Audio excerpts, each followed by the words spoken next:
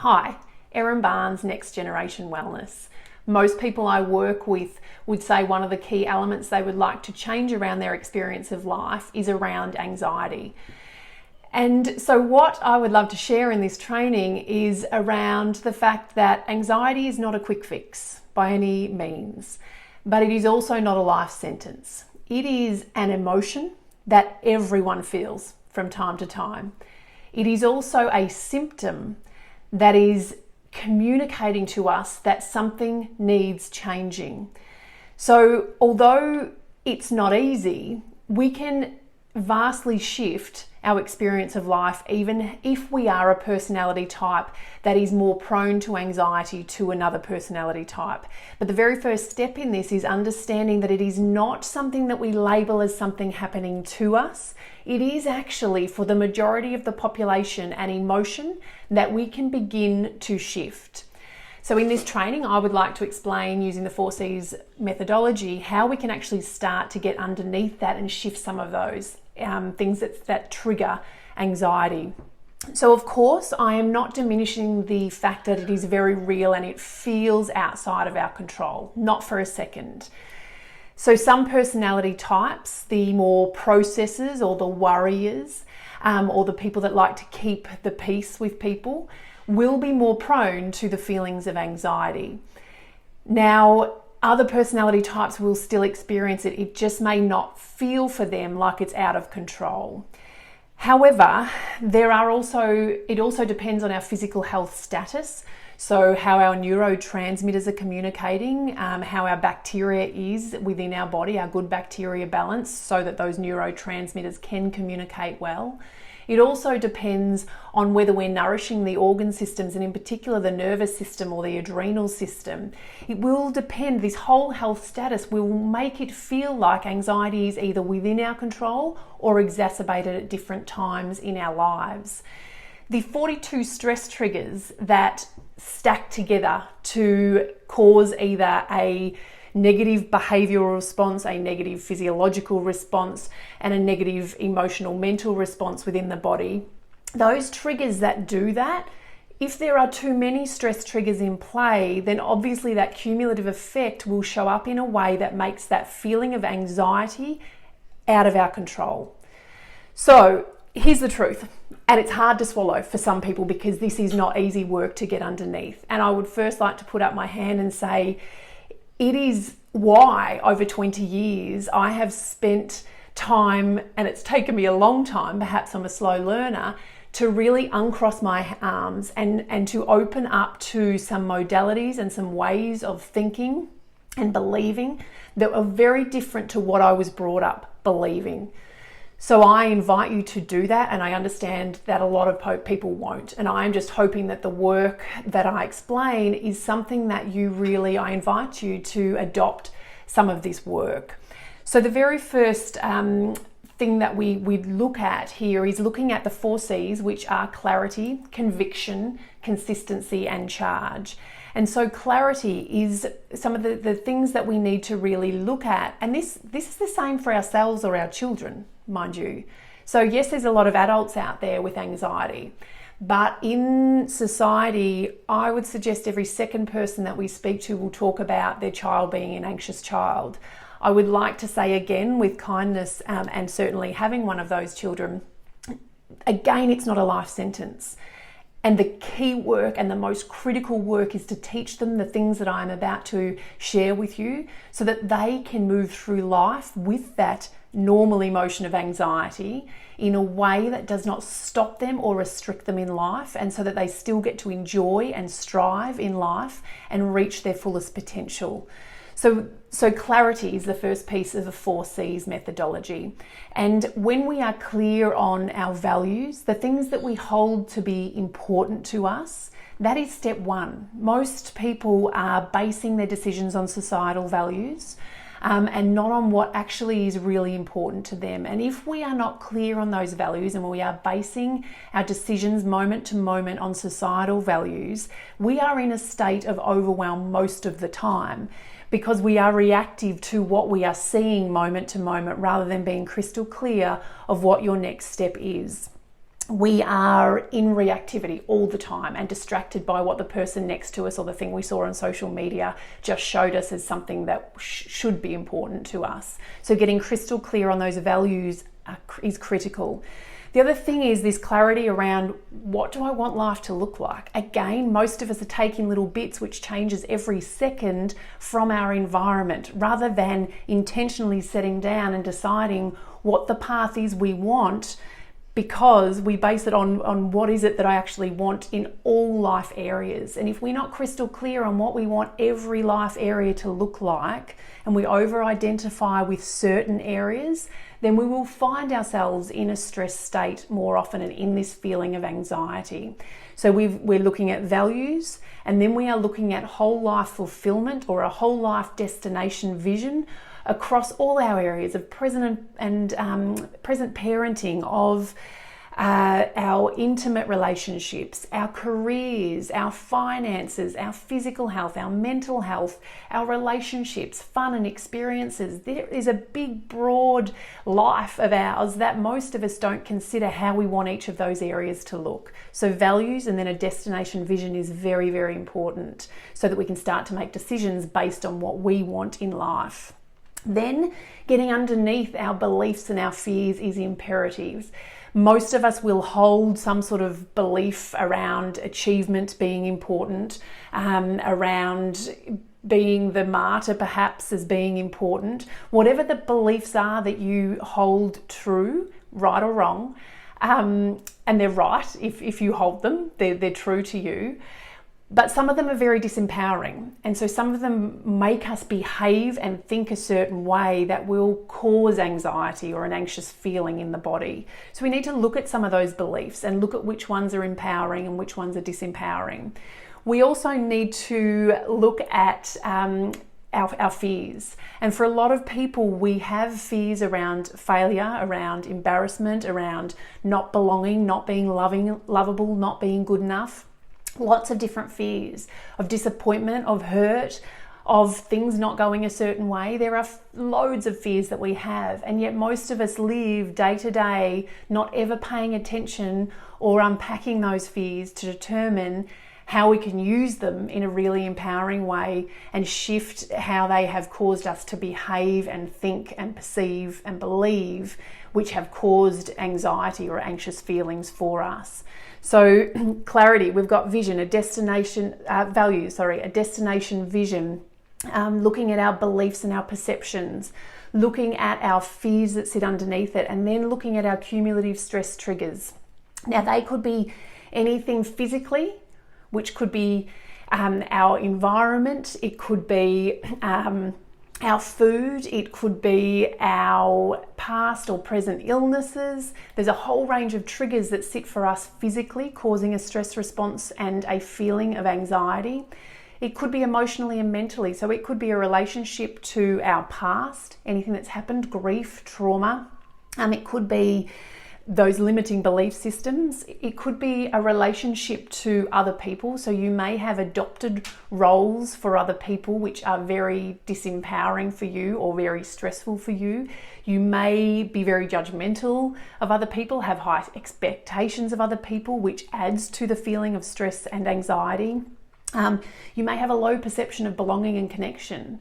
It could have to do with a stress trigger of our perception of ourselves. Do we have low self-awareness? Do we have high self-doubt? Do we have low emotional literacy to be able to understand that emotion is transient and what we're feeling right now isn't our identity? It is just an emotion based on our thinking and what we're perceiving in that moment.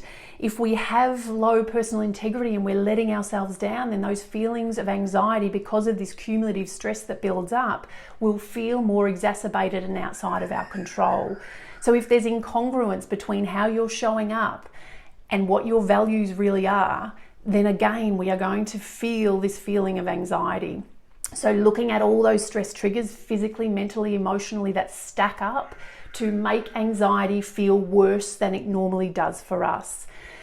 That's the clarity piece. This is why I'm saying it's not a quick fix, but it's certainly not a life sentence. So looking at this, we have the next element of the 4Cs methodology is conviction. So this is where we determine any conflicts between what we believe to be true and what we're trying to do consciously.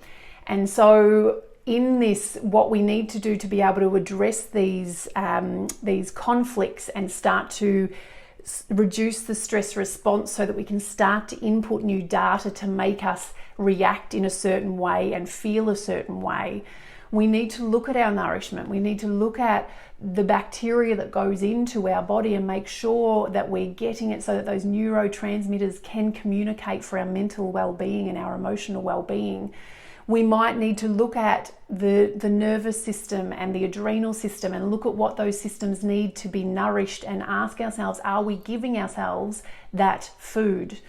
Are we eating acid, alkaline? Are we feeding the bacteria that we're putting in the right food so that they grow and support us? We might need to look at how we're moving. If we're moving, if we're in a sedentary lifestyle, which isn't beneficial for us, but then on the flip side and the other extreme of that is that we may be moving too extreme too often. And if our adrenal system and our nervous systems are under pressure and then we are in this high intensity training all the time, we need repair. And our body is in a stress state, and those feelings again of anxiety will be exacerbated. So we need to tame this amygdala, we need to tame this limbic brain and this stress response through food, through restorative practices and high intensity where it's appropriate. We need to look at mindfulness practices, we need to address our sleep, look at technology, all of these factors that play a part in adding to this stress response and this cumulative effect that makes us feel more anxious. So conviction is your next element, which includes all of those things. Then we go on to consistency. We know what we need to do. We know what we need to change based on that clarity piece. And now we need to be able to behave, act, and think and feel a certain way to allow us to do it consistently enough so that we begin to change those neural pathways. And so this consistency piece comes through a structure and routine, which is so imperative for well-being anyway. And so a way to really structure our days physically, mentally, emotionally, socially, financially, all of it, so that we're in line with what's important to us and where we're going and what that destination vision is.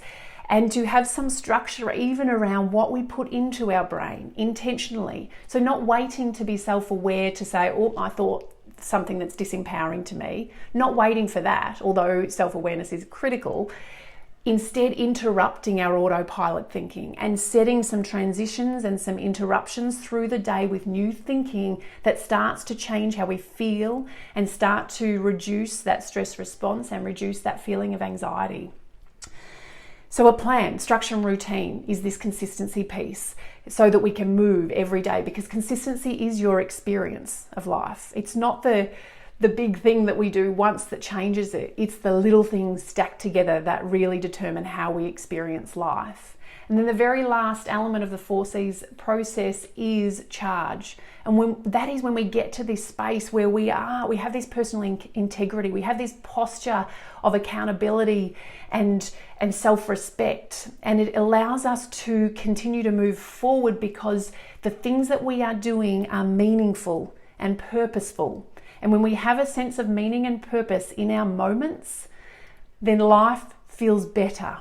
Most of us there is a human need of achievement and satisfaction. And so if we are not able to shift the lens in a way that allows us to see the things that we're doing as meaningful, and that might be preparing a meal. I know for me that used to be a to-do. And now when I sit there and I'm in this anxious, overwhelmed state about I've got other things to do and now I've got to prepare food for everyone, I can quickly change that to a place of aren't I grateful that I have a family around me that I get to prepare nourishing food for. There's a whole range of things that we can input into our brain to see something very differently than what we did see it as. And so when we get to this spot of charge, this 4th C, it allows us to continue those behaviors really easily because we find meaning and purpose and intrinsic motivation in what we're doing day in, day out. So I would say for a lot of us, we have gone into a place of pleasure, because pleasure can drown out discomfort and anxiety and any of those negative emotions. And so what we do is we often, I'm not sure if you can hear that, I'm not sure, here we COVID-19 right now, and all of us homeschooling, doing videos, doing all this stuff, and my children screaming as I've locked them in their bedroom. So my apologies for that, if you can hear that right now. Doing the best we can. So this, when we're in the pleasure state, as I was saying, we do seem to band-aid the thing that is really driving the discomfort and the anxiety. So when we get to this place of charge, it's about this intrinsic motivation. We don't need the pleasure items. They are there because they're wonderful, but we don't need them to survive and thrive in our lives. So anxiety is not a quick fix. It is also not something that's happening to us. There are things that we can do to change the feeling of it. Somebody asked me once when I was working with them, when does anxiety go away? Can you fix it? Can you get rid of it? Asking me from a personal point of view, because she knew that it had been something that had driven a lot of my behaviors in the past. And the answer to that is no. It's an emotion. It is also a symptom though, so we can reduce the severity of it through our behaviors. So I invite you to step into those practices with the 4Cs methodology and start to work through and see some gaps that perhaps you might need some assistance with. The Whole Life Success Planner and the Life Reset program that sits alongside of that at a ridiculously affordable price right now, they are both there to guide you through this entire process, so that no matter what is thrown your way in terms of challenge in life, you have the skills to reset, to recalibrate without overwhelm and without mental health or feelings of, let's say, depression, anxiety, or any of those negative feelings that come and them taking over our life direction. For our children, for all the people that again may label their children as anxious, I invite you to take a different approach and understand that there are things within our control so that anxiety does not drive their experience of life. That is why the My Best Life Planner for children and the Reset for Kids parenting program sit there as a tool. Right now, you can get those planners, enough for a family of 4, plus both of those programs for just under $250. Now, that won't stay at that price, I can assure you. However, right now there is a time when this work is really important. I know that some of you will not. I am just hoping there are enough of you out there that realise that this work is important, and rather than just coping and getting through life and reacting through life, that you actually get the choice to step up and to reach your fullest potential. So at the end of each day, at the end of each month, at the end of your life, you get to look back on it content and proud. And we all have that choice, and we all have that ability. It just takes new learning and consistent behaviour and tools to do that. Thank you for joining in today. Take care and be well.